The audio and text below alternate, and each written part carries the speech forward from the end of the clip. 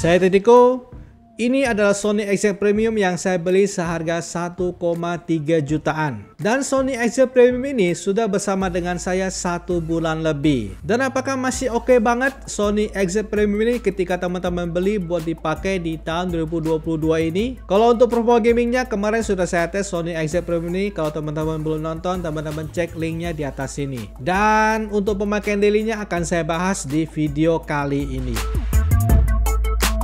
Untuk desain dari Sony Xz Premium ini sudah pasti keren banget, benar-benar ciri khas dari Sony banget dengan desainnya yang sangat kotak banget. Cuman di sini untuk pinggirannya dia agak sedikit melengkung, jadi genggamannya makin enak ketika menggenggam Sony Xz Premium ini. Tetapi karena dia masih menggunakan rasio 16:9, makanya dia agak sedikit lebar jika dibandingkan dengan handphone Sony generasi seterusnya yang rasionya sudah kekinian seperti Sony XZ2, Sony XZ3 itu sudah rasio 18:9, makanya dia desainnya lebih memanjang. By the way, Sony Xz Premium ini pertama kali diluncurkan di tahun 2017 dan sekarang sudah tahun 2022. Untuk desainnya, untuk sebuah handphone 5 tahun yang lalu, ini masih kelihatan keren banget. Tidak kuno gitu desainnya. Dan untuk materialnya ini sudah kaca, depan belakang sudah pasti kaca ya, dan sudah Gorilla Glass. Cuman di sini untuk frame-nya dia ada kombinasi gitu, ada yang plastik dan ada yang aluminium. Kalau yang bagian atas ini dia aluminium. Tetapi kalau untuk yang di samping kanan kirinya, ini kalau yang saya pegang sih berasa plastik gitu. Untuk kualitas displaynya sudah pasti tidak perlu diragukan lagi untuk sebuah handphone Sony guys. Dari dulu kualitas displaynya itu cakep banget handphone Sony. Begitu juga dengan Sony Xz Premium ini. Untuk spek displaynya sudah 4K loh guys, resolusinya itu gila banget. Tetapi 4K-nya itu native. Jadi hanya jalan ketika kita nonton video 4K. Sedangkan kalau kita tidak nonton video 4K, dia akan balik lagi ke Full HD. Coba di sini untuk ngeceknya agak sangat membingungkan karena saya coba tes screenshot. Di situ screenshotnya itu resolusinya rata-rata di 4K semua. Bahkan untuk sekadar browsing, untuk di home screen juga, itu kan kita tidak putar video 4K ya. Dia tetap kebacaannya 4K untuk screenshotnya. Jadi untuk masalah natif ini ya kita tetap ikutin website saja ya. Dan juga untuk teman-teman yang suka nonton Netflix, di sini ada kabar baik banget untuk teman-teman yang pengen ngincar ini mungkin untuk nonton Netflix. Ketika saya cek playback specification-nya itu ajib banget guys. Di situ keterangannya sudah support Wi-Fi L1 yang tandanya bisa putar video Full HD. Ditambah lagi di situ dia juga sudah support HDR10. Handphone jadul loh guys. Ini handphone 2017 dan harganya cuma 1 jutaan. Ditambah lagi speakernya sudah stereo, jadi makin lengkap lah untuk teman-teman yang suka nonton Netflix. Oh ya, by the way, ini masih ada headphone jacknya loh, 3,5 mm ya. Jadi paket komplit lah untuk teman-teman yang suka nonton Netflix pakai handphone.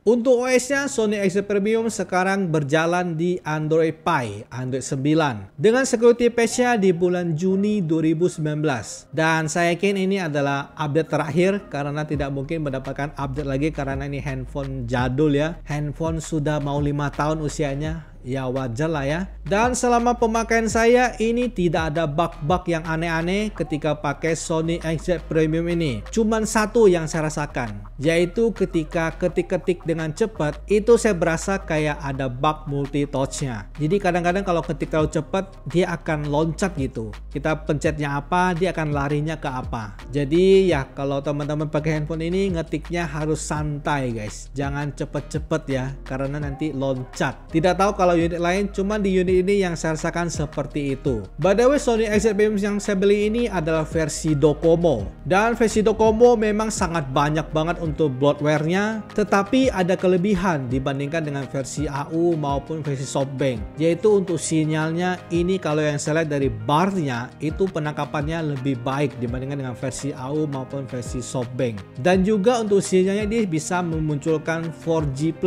Dan itu adalah sesuatu hal yang bagus ketika teman-teman pengen beli handphone 5 Jepang. Saya sangat menyarankan versi Docomo. Untuk kameranya, Sony XZ Premium ini di kamera belakangnya 19 megapiksel dan kamera depannya 13 megapiksel. Untuk kualitas fotonya, teman-teman harus ingat bahwa ini adalah handphone 1 jutaan. Dan untuk sebuah handphone 1 jutaan ini sudah terbilang bagus banget. Karena dari kualitas fotonya itu hasilnya begitu natural. Cuman kalau dibandingkan dengan handphone sekarang, paling dia kalah untuk terangnya dan untuk detailnya dia memang kalah gitu. Tetapi untuk akurasi warnanya ini sangat bagus banget Sony XZ Premium ini.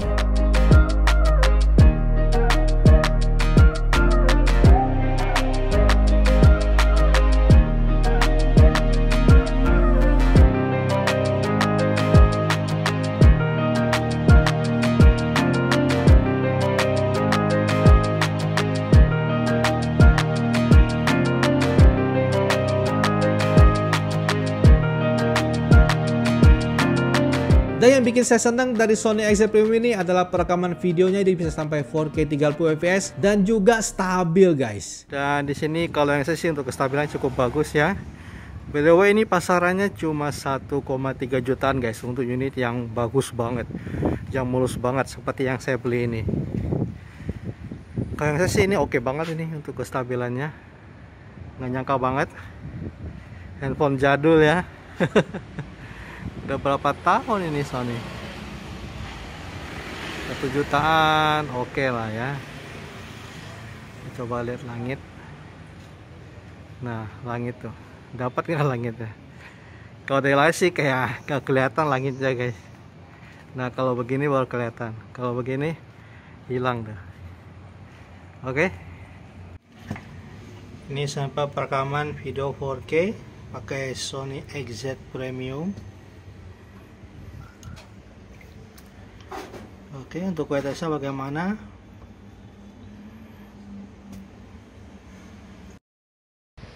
Kalau ini menggunakan kamera depan dari Sony XZ Premium, di sini cuma sampai Full HD, tetapi untuk stabilizernya dia intelligent aktif. Jadi ini saya pastikan pasti smooth banget.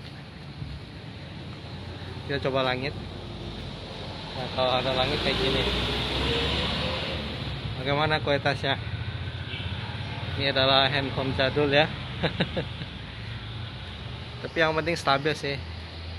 Kalau saya lihat sih kayak agak gelap dia. Bagaimana untuk baterai life untuk pemakaian daily untuk Sony XZ Premium ini? By the way, untuk baterai health-nya ketika saya cek di service station Sony, itu health-nya di 3000-an mAh. Dan itu adalah sesuatu angka yang bagus banget untuk sebuah handphone jadul yang sudah berusia 5 tahun ini. Dan untuk baterai life ya, untuk pemakaian daily rata-rata itu bisa tembus screen on time di kisaran 3 jam sampai 4 jam. Di sini saya rincikan untuk pemakaian pertama saya, dia standby-nya di 10 jam dengan screen on time 3 jam. Lalu di hari berikutnya standby time bisa mencapai 15 jam dengan screen on time mau 3 jam ya, 2 jam 54 menit. Dan di hari berikutnya lagi standby time bisa 13 jam tetapi screen on time-nya cukup tinggi di 4 jam. Di hari berikutnya lagi standby time bisa mencapai 18 jam dengan screen on time 3 jam 20-an menit. Dan di sini makin oke banget, standby time bisa mencapai 20 jam dengan screen on time mau 4 jam ini. Dan di sini standby time bisa mencapai 23 jam dengan screen on time mau mencapai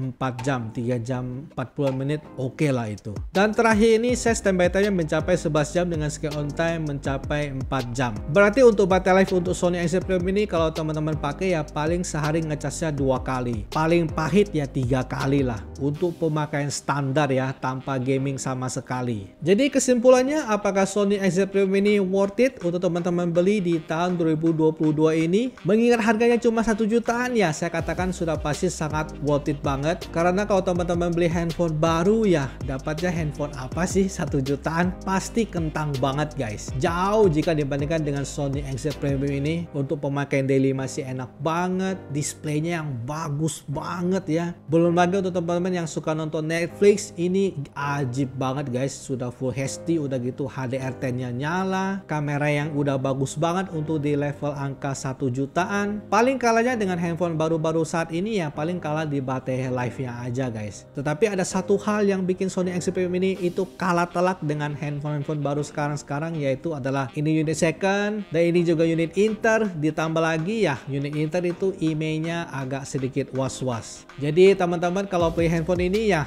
pastikan belinya ke seller yang oke banget, minimal ada kasih garansi untuk IMEI-nya. Jadi teman-teman pakainya sangat tenang banget. Oke, segini saja review saya terhadap Sony Xz Premium ini. Terima kasih untuk teman-teman yang sudah nonton video ini. Like kalau teman-teman suka video ini, share jika video ini bermanfaat. Kita akan ketemu lagi di video selanjutnya. Salam mantan flagship.